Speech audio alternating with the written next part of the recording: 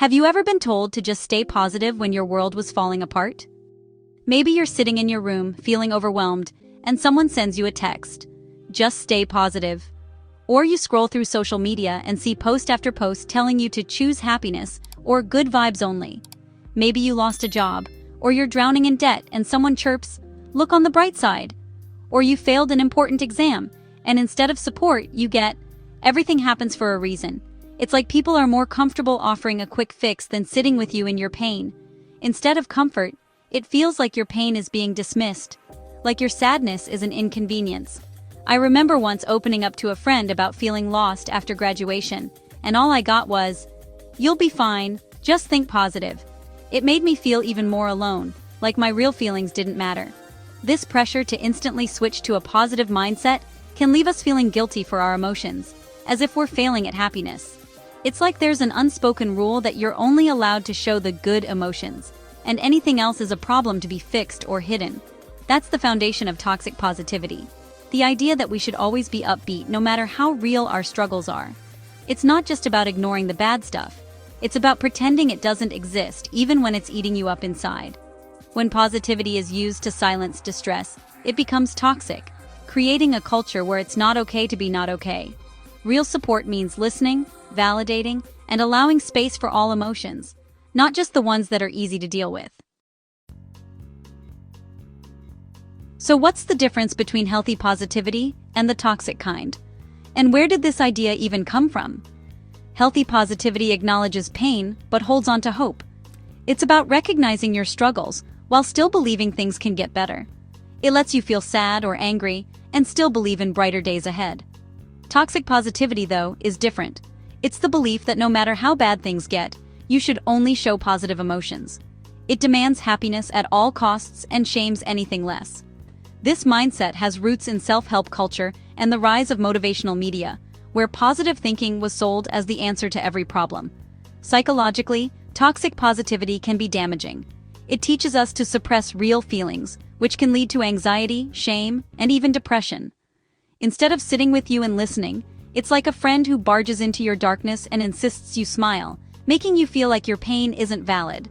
This approach invalidates your experience and can make you feel even more alone.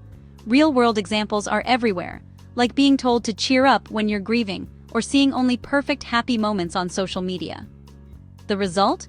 You end up feeling isolated, misunderstood, and pressured to hide your true self. Healthy support fosters resilience. Toxic positivity just covers wounds with a fake smile, ignoring what's really going on inside. It's a superficial fix that ignores the real problem, leaving people to struggle alone beneath the surface. Toxic positivity often hides behind a flood of well-meaning phrases. Everything happens for a reason.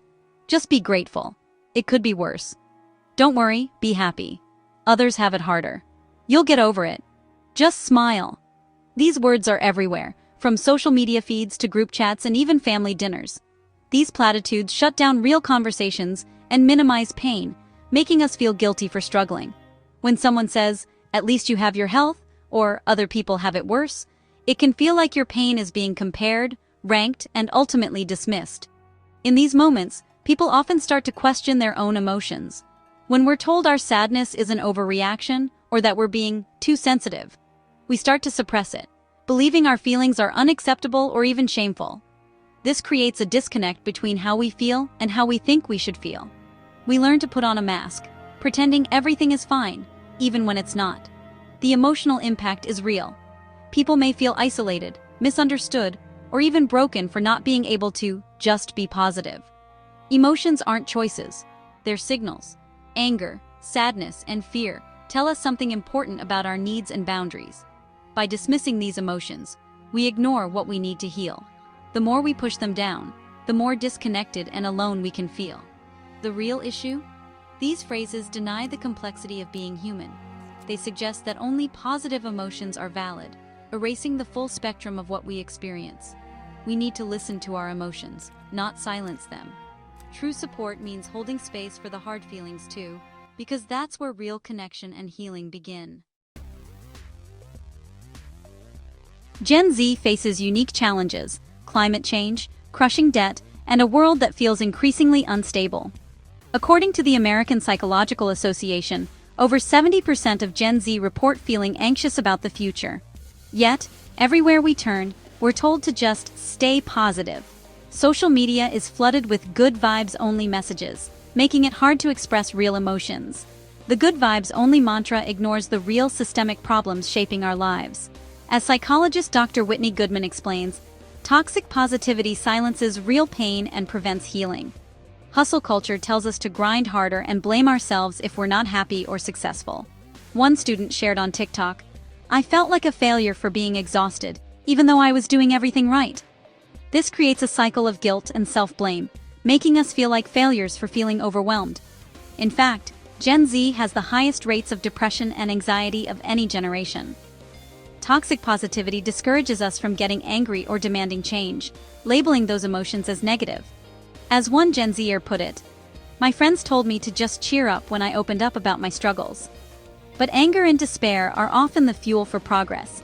Experts say anger can be a catalyst for social change. By insisting we look on the bright side, toxic positivity keeps us complacent. 60% of Gen Z say they feel pressure to appear happy online, even when they're struggling. Our struggles aren't personal failings, they're responses to a world in crisis. It's not just you. Our struggles are real. We need space to feel, not just to perform happiness. Only then can we support each other and create real change.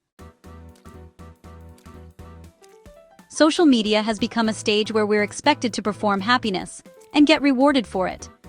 On platforms like Instagram, TikTok, and Snapchat, likes, shares, and comments are the applause that keep us coming back for more. Instagram is filled with highlight reels, vacations, parties, and perfect moments, making it seem like everyone else is always thriving.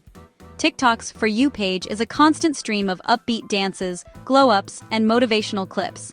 The algorithm favors upbeat, polished content, so we hide our struggles and post smiling selfies, even when we're hurting. On TikTok, even serious stories are often set to cheerful music or end with a joke to keep things light. Vulnerability is only accepted if it's neatly packaged with a happy ending. If you open up about your struggles, there's pressure to quickly pivot to positivity. Otherwise, you risk being ignored or unfollowed. This performance creates isolation, as we hide our pain to avoid being seen as negative. Many users report feeling lonelier after spending time on these platforms, convinced they're the only ones struggling. The wellness industry profits from this, selling happiness as a product or mindset. Influencers and brands push self-care routines and positivity challenges, promising that buying the right product or adopting the right attitude will fix everything. If their methods don't work, we're told it's our fault for not trying hard enough. The message is clear. If you're not happy, you're not doing social media or life correctly. In the end, we're left perfecting our performance, not our well-being. Social media's demand for perpetual happiness keeps us acting, even when all we want is to be real. Suppressing negative emotions comes at a high cost, emotionally, psychologically, and even physically. We lose emotional honesty and disconnect from our true selves. Research from the University of Texas shows that suppressing feelings can actually intensify them, leading to greater stress and anxiety. Unprocessed pain doesn't disappear. It turns into depression, resentment, or anxiety. One Gen Z student, Maya, shared how pretending to be fine for months led to panic attacks and a sense of isolation. Pretending to be happy blocks real connection and leaves us feeling alone. Studies have found that people who fake positive emotions are more likely to feel disconnected from others. Healing can't start until we admit there's a wound. Coping strategies like journaling, talking to a trusted friend, or seeking therapy can help break the cycle of pretending. Always acting happy is exhausting and leads to burnout. According to psychologist Dr. Susan David, emotional agility, allowing ourselves to feel and process emotions, is key to resilience. The energy spent maintaining a facade drains us, making it harder to actually cope. Over time, this can erode self-esteem and make recovery even more difficult. Real well-being starts with acknowledging our pain, not hiding it. Sharing your struggles, practicing self-compassion, and reaching out for support are powerful steps toward healing. The pressure to stay positive feels especially wrong when the world is in crisis. We see it everywhere, on Instagram, TikTok, even in group chats, where good vibes only is the unspoken rule. even as headlines scream about wildfires, protests, and political upheaval. We're surrounded by instability, injustice, and environmental disasters. These aren't problems we can just smile away.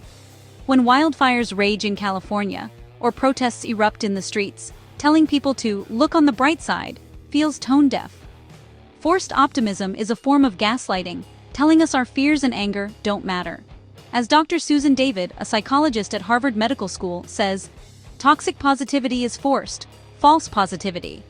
It may sound innocuous, but when you deny your truth, you deny your feelings. It silences those most affected and discourages action.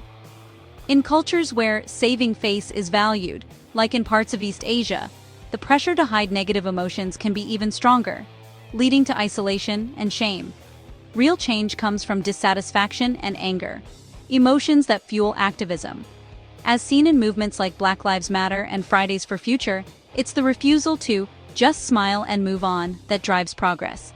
Denying these feelings means denying our humanity. Experts agree. Acknowledging pain is the first step toward healing and resilience.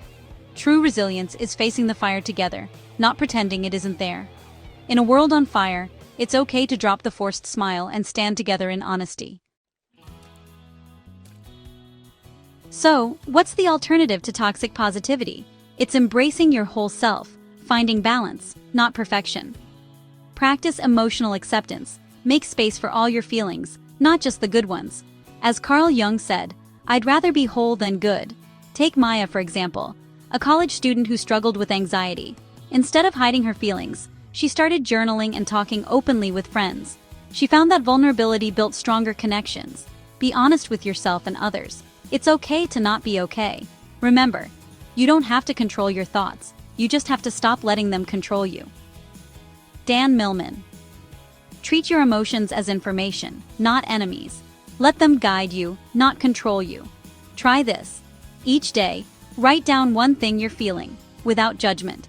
Notice how it changes your perspective. Real resilience is holding both joy and sorrow, hope and fear. As Brené Brown says, vulnerability is the birthplace of connection and the path to the feeling of worthiness. Choose real connection over fake positivity. Find people who accept your whole self. Healing comes from sharing struggles honestly and being met with empathy. Your story, in all its complexity, is your strength. Embrace every part of yourself, the light and the shadow. That's where true growth begins. You are not broken for feeling broken. It's okay to feel lost, overwhelmed, or even shattered sometimes. These feelings are not flaws. They are part of being human. Your emotions are a valid response to a challenging world. You are not alone in what you're feeling. So many others are quietly fighting the same battles. The pressure to be happy all the time is the problem, not you. Social media can make it seem like everyone else has it together. But remember, what you see is never the whole story. Healing starts with honesty and self-compassion, not forced smiles. Give yourself permission to feel, to rest, and to reach out for help. Your scars are proof you've survived, not signs of failure. If you need support, it's strong to ask for it. Talk to a friend, a counselor, or text a helpline. You deserve care. Honor your experience, seek out people who validate your feelings, and offer that support to others. Community and connection can be powerful sources of healing. A meaningful life means embracing all your emotions, not just the sunny ones. Every feeling you have is valid and worthy of compassion. Real strength comes from facing pain with honesty and compassion. Remember, you are worthy of love and support, especially from yourself. If you're struggling, reach out. You are never alone.